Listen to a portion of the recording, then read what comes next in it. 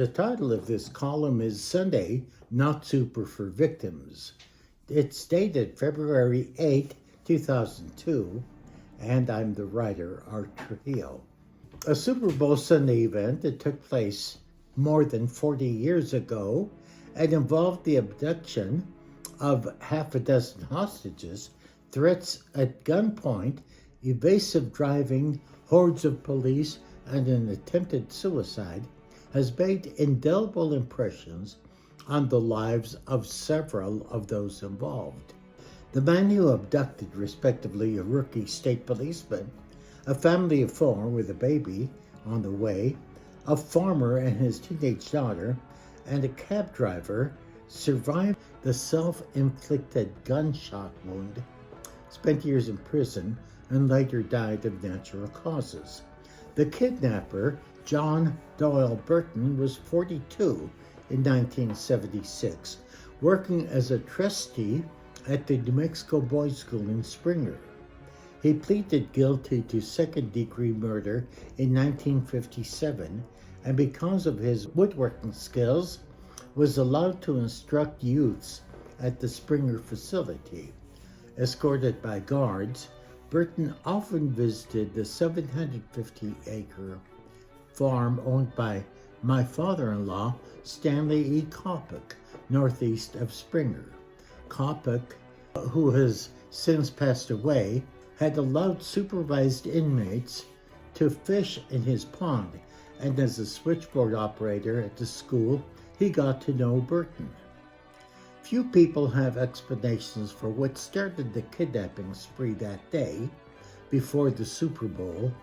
My sister-in-law, Beth Kopic Rose, interviewed recently, has vivid recollections of the event, as did then 17-year-old daughter of S.E. Kopic.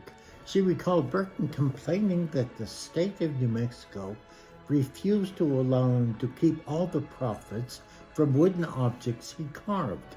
He told us he was upset and wanted it all, she told us. Newspaper reports show that Burton stole a car containing pistols from a parking lot at the school. Later, he was pulled over by a state policeman, but Burton abducted him and forced him to drive out of town. They pulled over a vehicle being driven by a Max Ramirez of Springer, who was traveling with his wife Eva, 7 months pregnant, and their 2 children.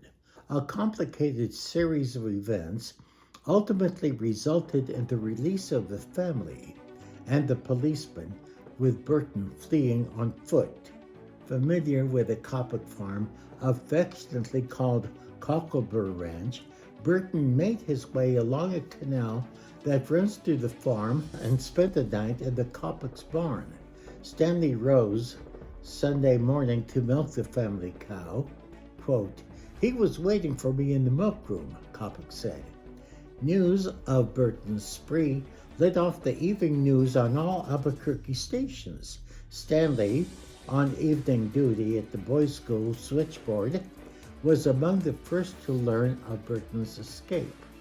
Stanley said he just finished milking the cow when he saw Burton standing over him, aiming his gun.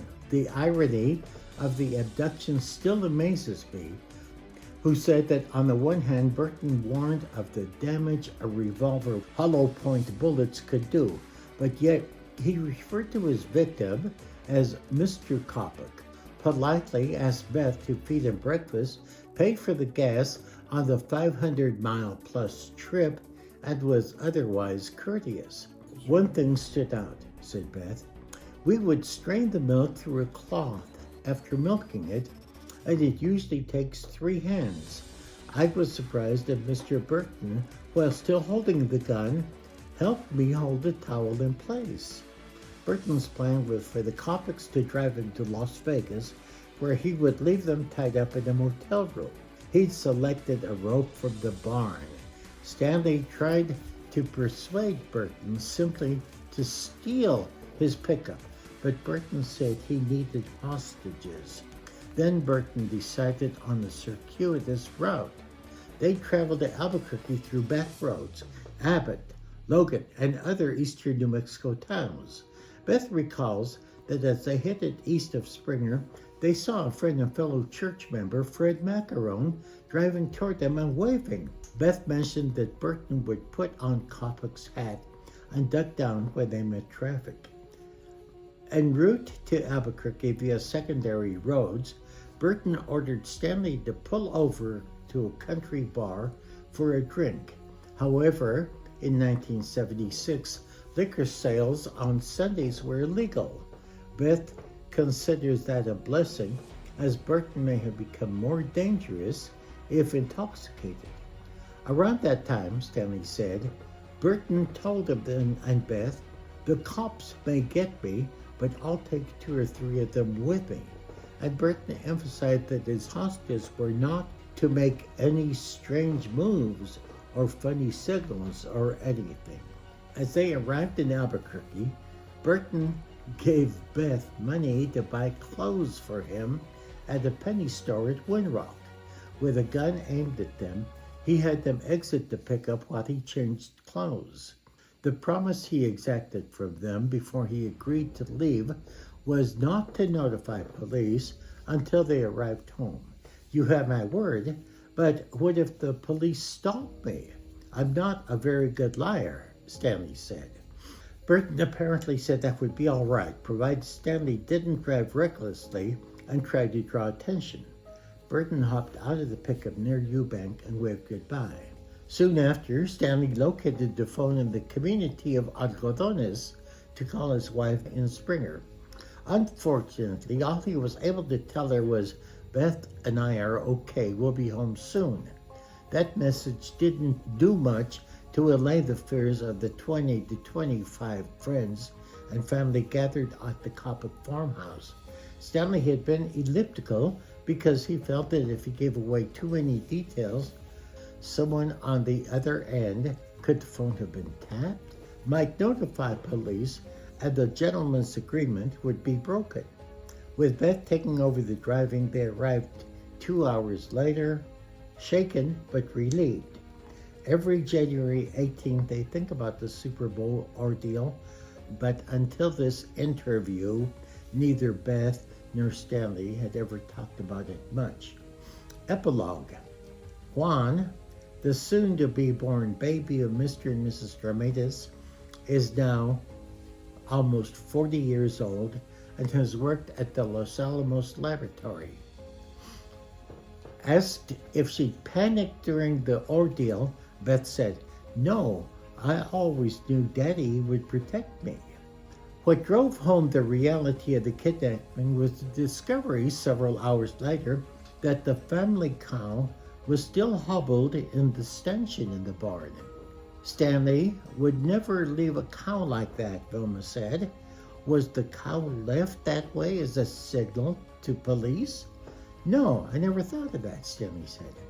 Stanley later was confronted by many Weisenheimers who tell me, "I should have tried to overpower Burton and wrestled the gun away." After kidnapping yet another hostage, a cab driver in Albuquerque, Burton turned the gun on himself, got injured, was arrested, later sent to prison in Arizona. Stanley went out of his way a few years later to visit Burton in Stafford, Arizona, in a penitentiary there. He said Burton had expressed regret over the kidnappings. He died a few years after his release from prison. The white Ford pickup contained a decal on the driver's side door that read, "Life is fragile. Handle with care." I bought that pickup a few years later and often think of the fragility of life and marvel at the happy ending in which a family of 4, a state policeman, a farmer and his daughter, and a taxi driver, all could have been injured or killed.